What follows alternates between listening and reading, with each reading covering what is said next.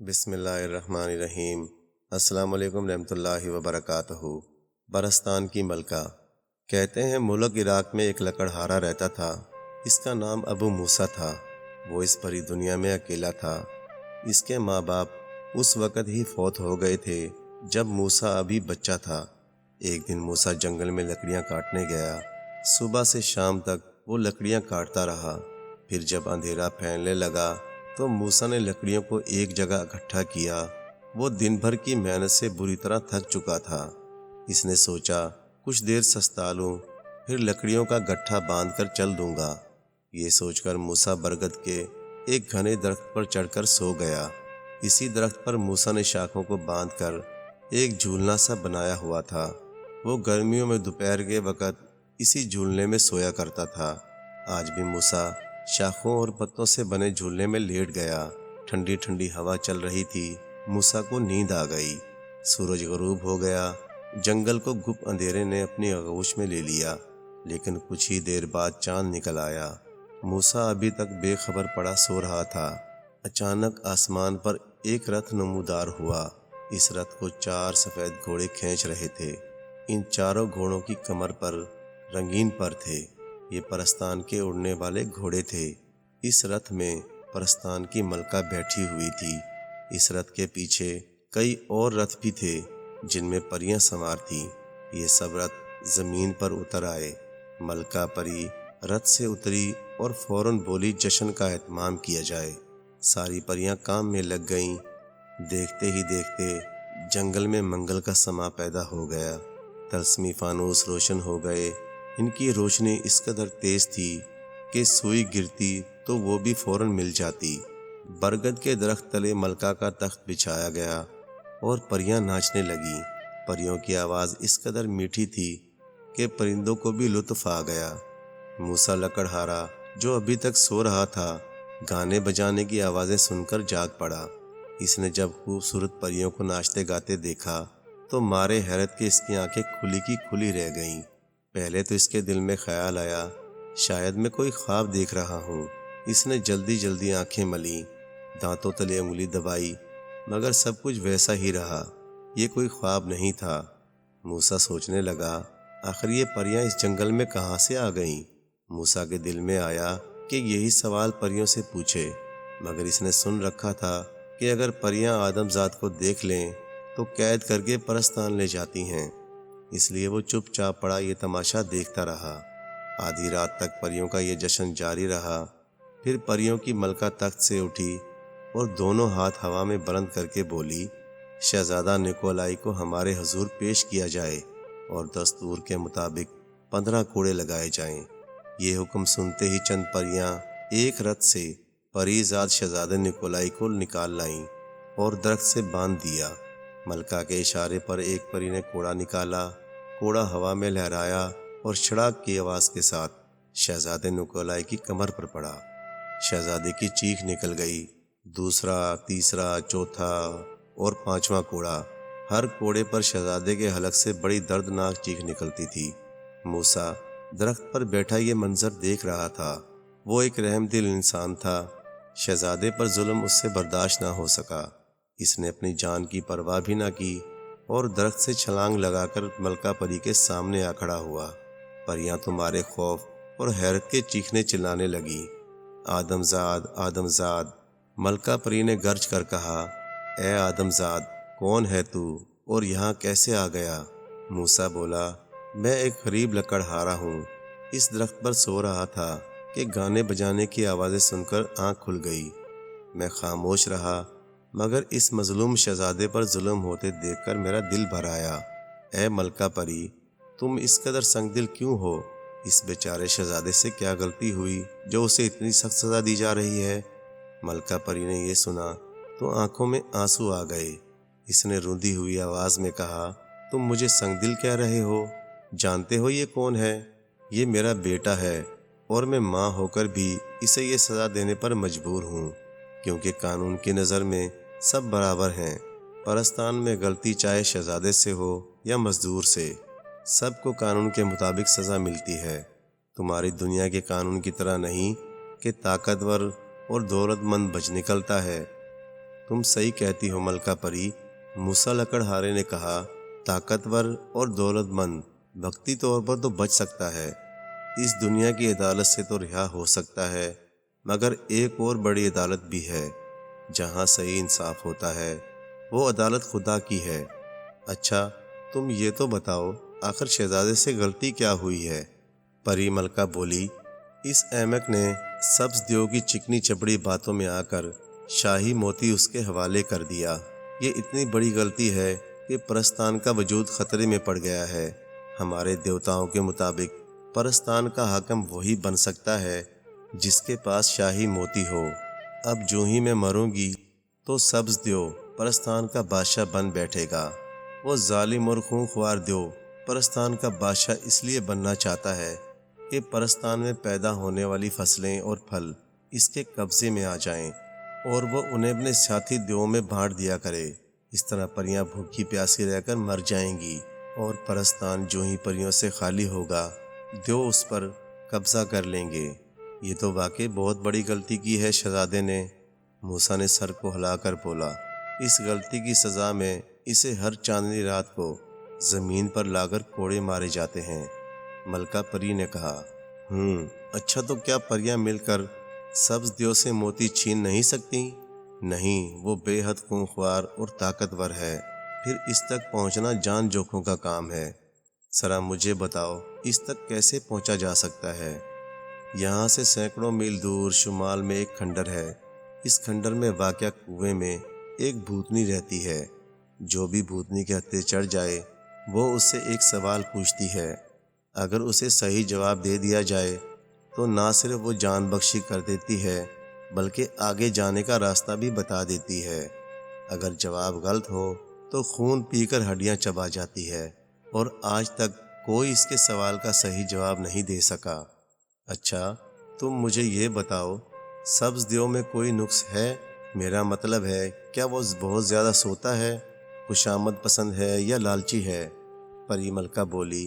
وہ بڑا چالاک اور ہوشیار ہے، ملکہ پری نے کہا۔ دن میں سونا تو ایک طرف رہا، رات کو بھی جاگتا رہتا ہے۔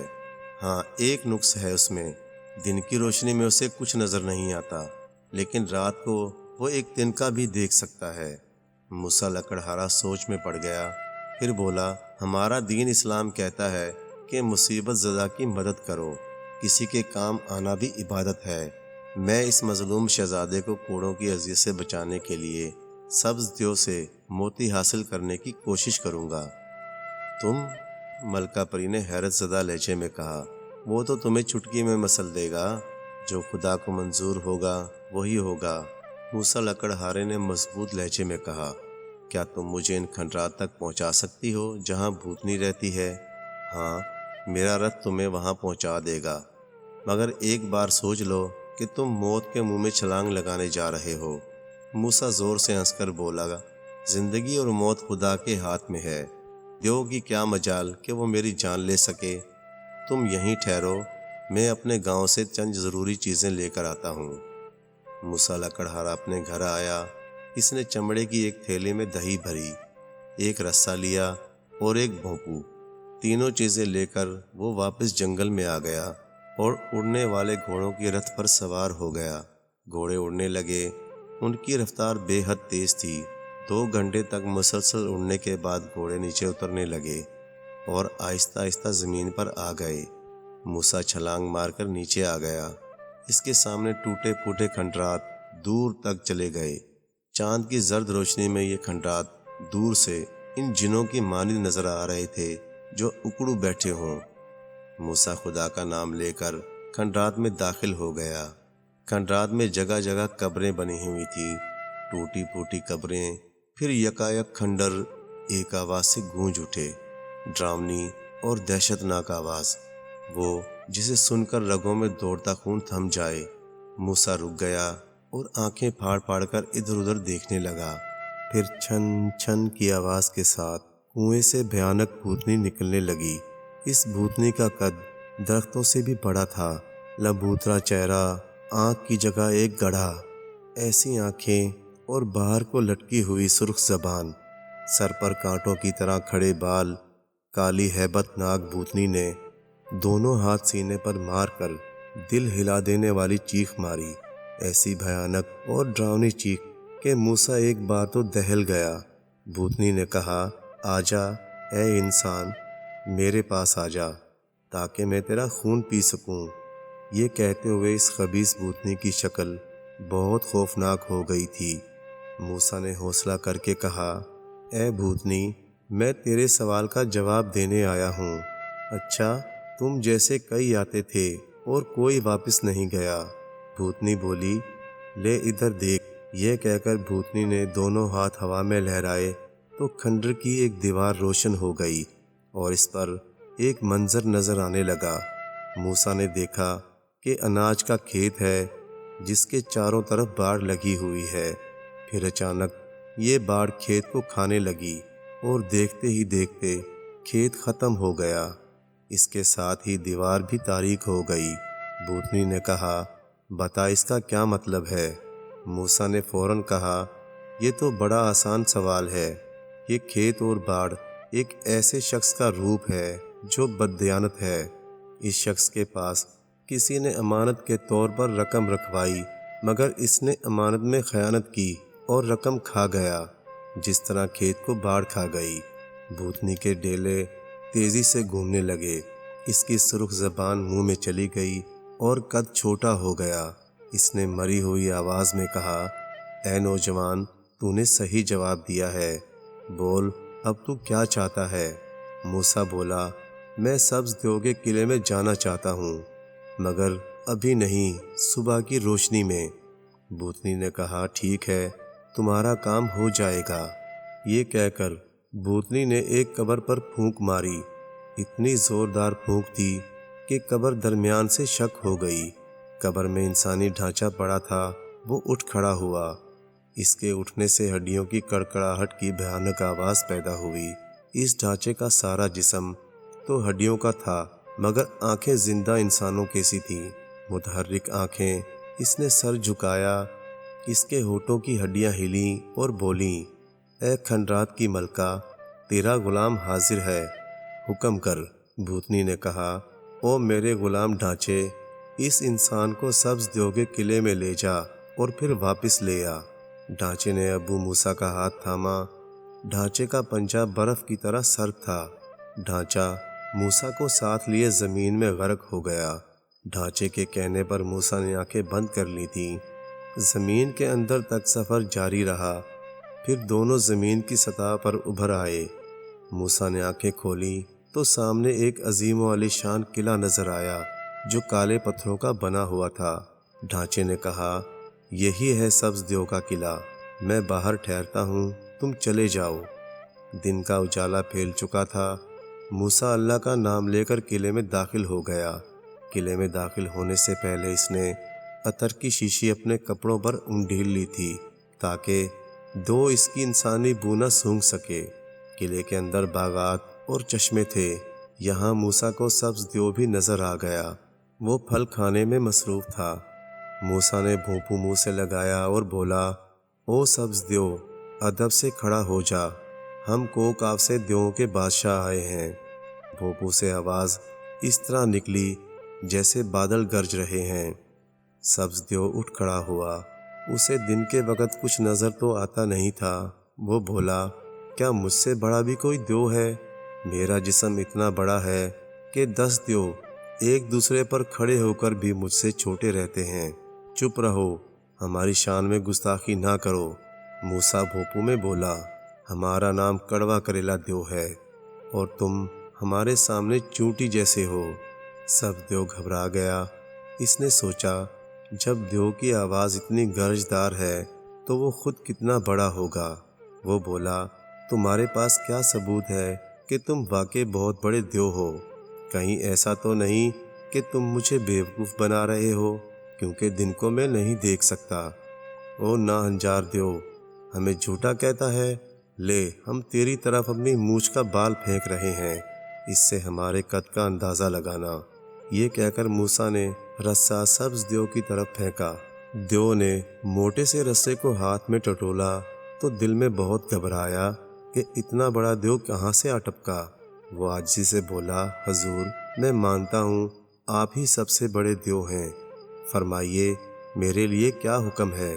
موسیٰ دل میں بڑا خوش ہوا کہ اس کی ترکیب کام کر رہی ہے، گرج کر بولا، ہمیں وہ شاہی موتی چاہیے جو تم پرستان سے لائے ہو، جلدی بتاؤ وہ موتی کہاں ہے، ورنہ ابھی تمہاری گردن توڑ کر سارا خون پی جاؤں گا۔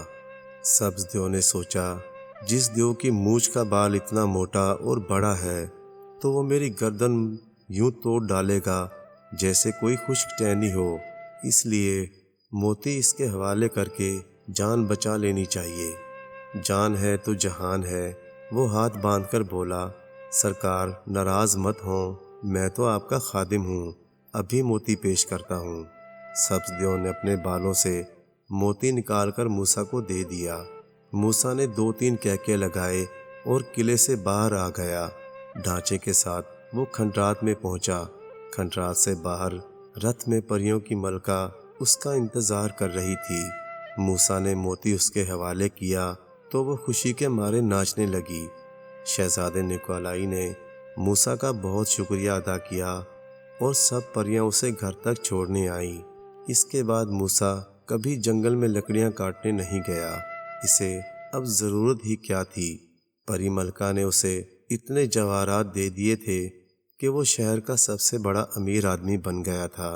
معزز ناظرین، ویڈیو اچھی لگے تو لائک اور چینل کو سبسکرائب کر دیں۔ جزاک اللہ۔